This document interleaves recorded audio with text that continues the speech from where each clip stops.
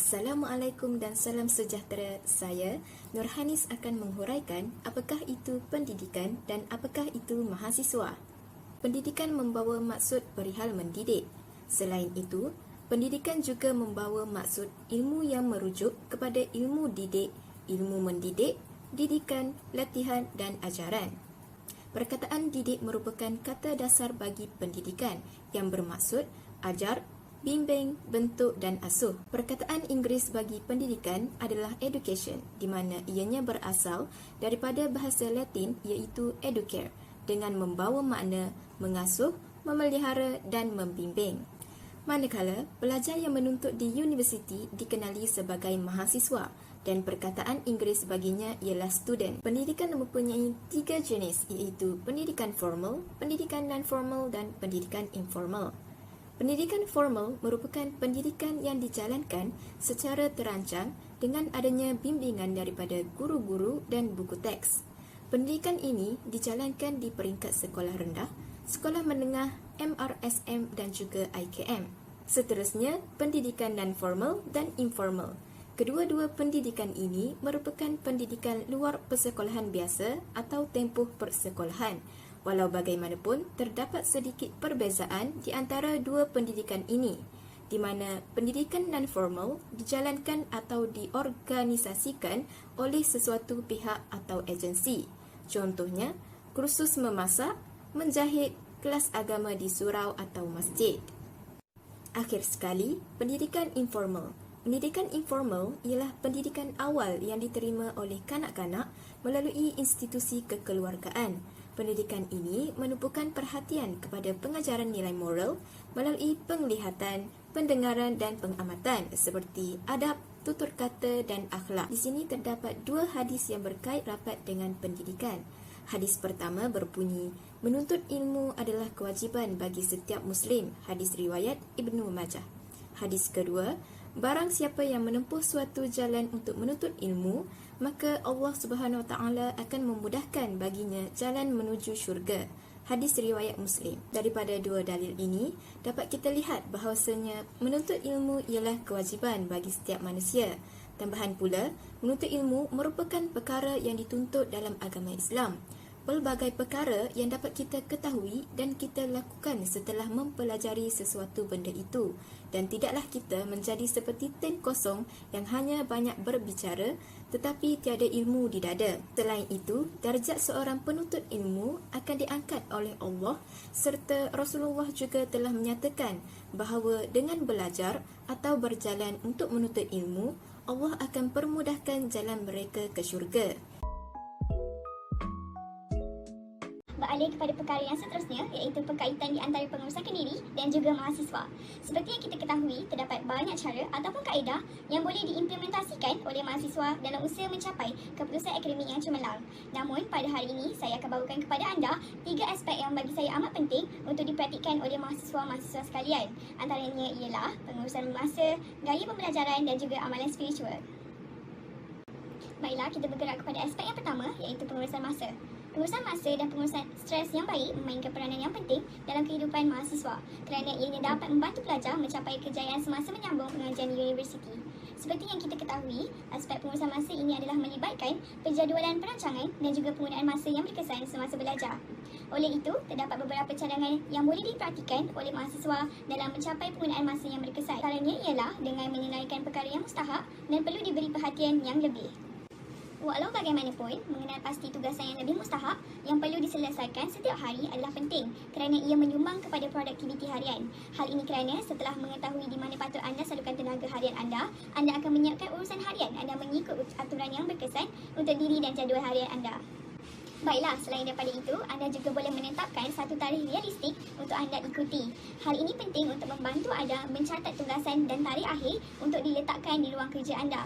Ini akan memberikan anda petunjuk visual untuk memastikan anda sentiasa melakukan tugasan.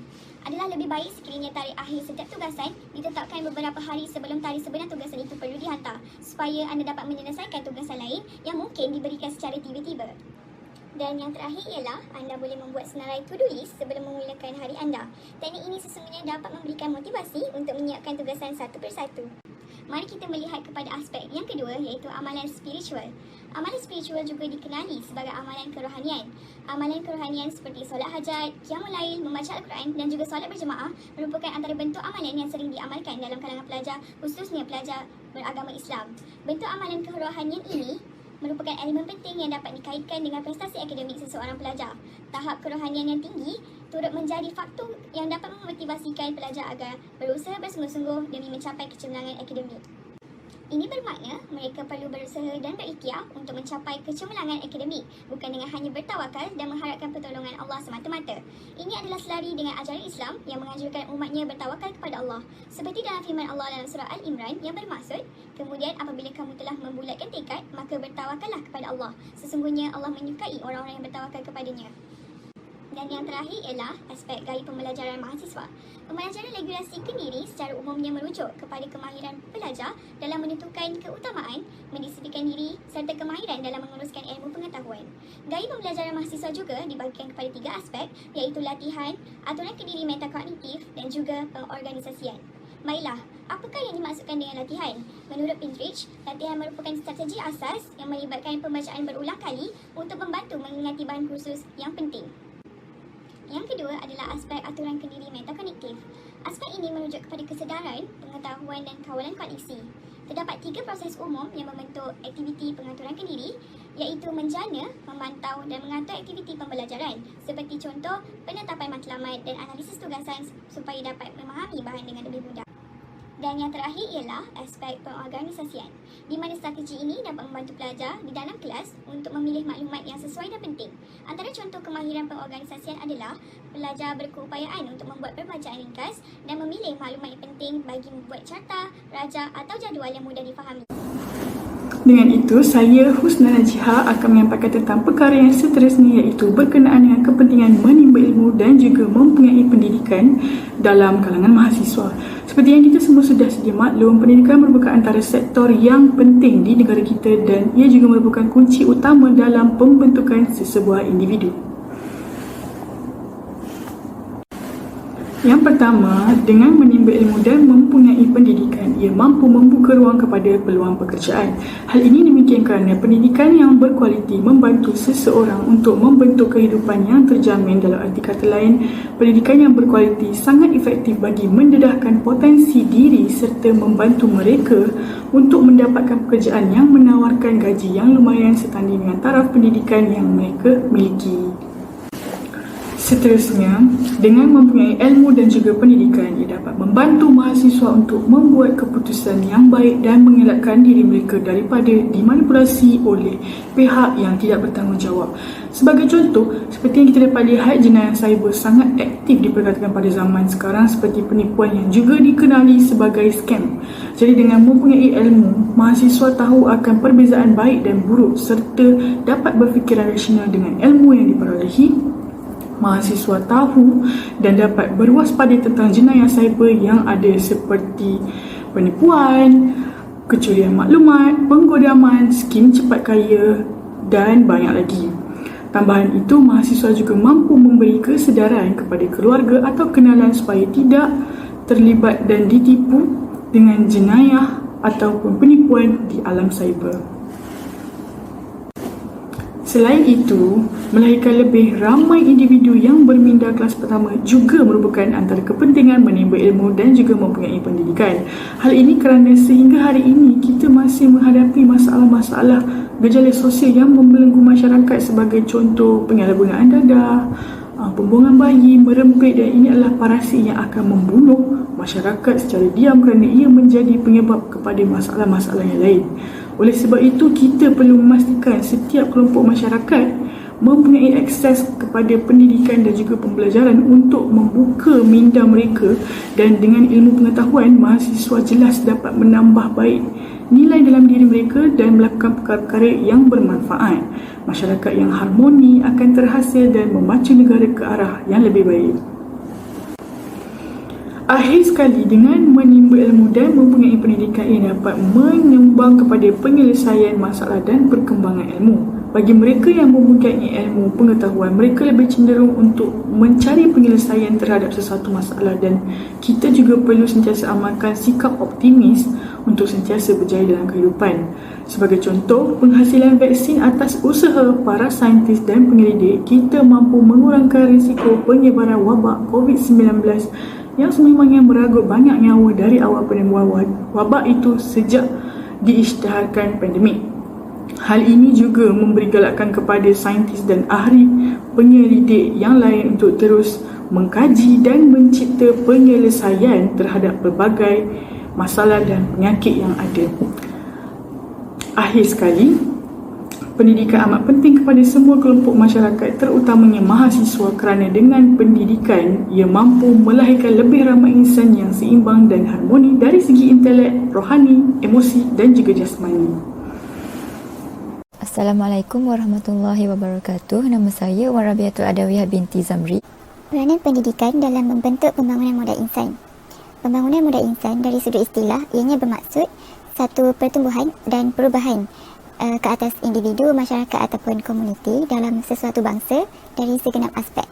Di Malaysia khususnya, pembangunan modal insan ini telah dicipta ataupun dimulakan oleh mantan Perdana Menteri Tun Abdullah bin Ahmad Badawi, dan ini merupakan satu strategi beliau dalam memastikan generasi di Malaysia sebagai aset penting dan bernilai. Maka dalam proses menuju kepada peringkat pembangunan kelas pertama, pengetahuan ilmu merupakan latar belakang utama yang perlu dikuasai. Apakah pula peranan pendidikan Islam dalam melahirkan modal insan kelas pertama? Seperti yang kita ketahui, pendidikan Islam adalah suatu proses mendidik dan melatih akal, jasmani, emosi dan juga rohani manusia berdasarkan sumber wahyu seperti Al-Quran dan As-Sunnah, pengalaman salaf as-soleh serta ilmu muktabar untuk melahirkan insan soleh yang mampu memikul tanggungjawab sebagai khalifah yang telah dipertanggungjawabkan oleh Allah Subhanahu Wa Taala ke atas manusia supaya mengimarahkan alam ini untuk kebahagiaan hidup di dunia dan di akhirat. Di Malaysia kita dapat lihat terdapat usaha-usaha yang dilakukan sebagai pendekatan kepada usaha pembangunan peribadi umat Islam. Contohnya program pendidikan secara terbuka seperti wacana ilmu, diskusi, dialog, forum dan juga program pendidikan secara formal seperti kuliah-kuliah di institusi pendidikan awam ataupun swasta. Pendidikan secara tidak formal juga kerap berlaku masa kini seperti ceramah dan kuliah di masjid dan di surau, usrah dan juga pembincangan anjuran organisasi pada kerajaan maupun NGO. Inisiatif-inisiatif yang telah dilakukan ini dianggap sebagai satu usaha yang terbaik dalam menerapkan amalan kehidupan umat Islam yang sentiasa melakukan pembangunan dan juga perubahan kepada yang terbaik. Maka pendidikan merupakan jalan yang terbaik dalam memastikan kehidupan umat Islam terpandu dan mempunyai hala tuju. Ditambah pula dengan proses pendidikan yang berunsurkan akidah, syariah dan juga akhlak. Kesimpulannya, proses pembangunan ke arah modal insan kelas pertama yang berpegang teguh kepada pendidikan Islam dapat menjamin kejayaan di masa hadapan. Sebagaimana zaman kegemilangan Islam di dalam bidang sains dan juga teknologi telah memperlihatkan tokoh-tokoh gemilang Islam seperti Ibn Sina, Al-Kindi, Al-Biruni, Al-Farabi, Al-Khawarizmi dan juga lain-lain. Konsep kejayaan pada ketika itu adalah berpegang teguh kepada agama Allah Subhanahu Wa Taala dengan tali akidah, syariah dan juga akhlak sehingga mampu mencapai tahap kegemilangan yang mampu menggegarkan dunia. Harapan kepada generasi masa kini dan juga pada masa hadapan adalah sekurang-kurangnya cara hidup dan juga pemikiran tokoh-tokoh Islam itu dapat diterapkan dalam kehidupan masyarakat Islam kini. Ini merupakan satu tindakan yang wajar bagi mengelakkan umat Islam menjadi bahan penindasan musuh-musuh Islam yang tidak putus-putus melancarkan serangan secara terang-terangan maupun secara sembunyi. Sudah terang lagi kan bersuluh, tidak dapat dinafikan lagi peranan pendidikan Islam dalam pembentukan dan juga pembangunan modal insan kelas pertama. Hakikatnya, pembangunan berteraskan konsep yang dianjurkan dalam Islam merupakan satu cara yang terbaik dalam menghasilkan modal insan kelas pertama. Perlunya kepada pendidikan pada masa kini merupakan satu pengharapan kerana penghasilan modal insan kelas pertama melalui aspek pendidikan dapat melonjakkan prestasi individu, masyarakat maupun negara. Sekarang, saya Mahira Kristina akan menjelaskan tentang integrasi teknologi maklumat dan komunikasi dalam sistem pendidikan dan mahasiswa. Dalam era teknologi ini, aktiviti pembelajaran yang bersandarkan internet adalah salah satu aspek yang sedang dipraktikkan dalam sistem pendidikan. Kualiti pendidikan juga sering menjadi satu isu penting kerana ia akan menunjukkan keberhasilan atau kegagalan satu sistem yang sedang dijalankan. Kemajuan teknologi maklumat dan komunikasi atau ICT telah mendatangkan banyak manfaat kepada pengguna dan tidak terkecuali kepada mahasiswa dan juga sistem pendidikan. Pertama, pengintegrasian teknologi maklumat dan komunikasi dalam sistem pendidikan akan mewujudkan satu peluang pendidikan yang lebih luas dan akan berlaku perubahan fokus daripada pengajaran berpusatkan pensyarah kepada pengajaran berpusatkan mahasiswa.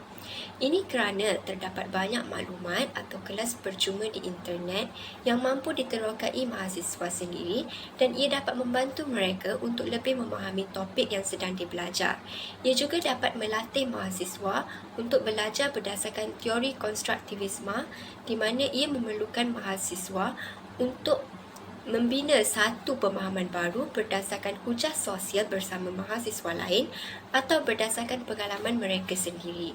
Seterusnya, ICT dapat mempelbagaikan penyampaian dan pengajaran melalui penggunaan internet dan bahan media. Bahan-bahan multimedia interaktif dapat mengukuhkan kefahaman mahasiswa terhadap suatu konsep. Contohnya melalui penerangan di dalam video animasi daripada YouTube ataupun TikTok. Selain itu, melalui internet, mahasiswa dapat menemui bahan rujukan yang diperbaharui dari masa ke semasa. Oleh itu, mahasiswa tidak perlu bergantung kepada aktiviti pembelajaran di dalam kuliah untuk mendapatkan info terbaru mengenai topik yang dibelajar. Ini juga mengajar mahasiswa untuk terlibat dengan lebih aktif dalam proses pembelajaran. Seterusnya, ketika dunia dilanda wabak COVID-19, mahasiswa tidak dibenarkan untuk hadir ke kuliah secara bersemuka. Oleh itu, penggunaan teknologi maklumat dan komunikasi amat penting untuk melancarkan proses pembelajaran dari rumah. Selain itu, dengan penggunaan ICT ketika pandemik, sesi kuliah dapat dirakamkan dan dirujuk kembali oleh mahasiswa yang memerlukan sesi ulang kaji tambahan. Akhir sekali, di samping proses pembelajaran di dalam kuliah, pengintegrasian ICT di dalam sistem pendidikan juga dapat melahirkan mahasiswa yang lebih yakin dan bersedia untuk memasuki alam pekerjaan. Ini kerana mahasiswa telah menguasai kemahiran manipulatif seperti kemahiran pemprosesan pangkalan data dan pembentangan melalui alat teknologi seperti Canva ataupun PowerPoint.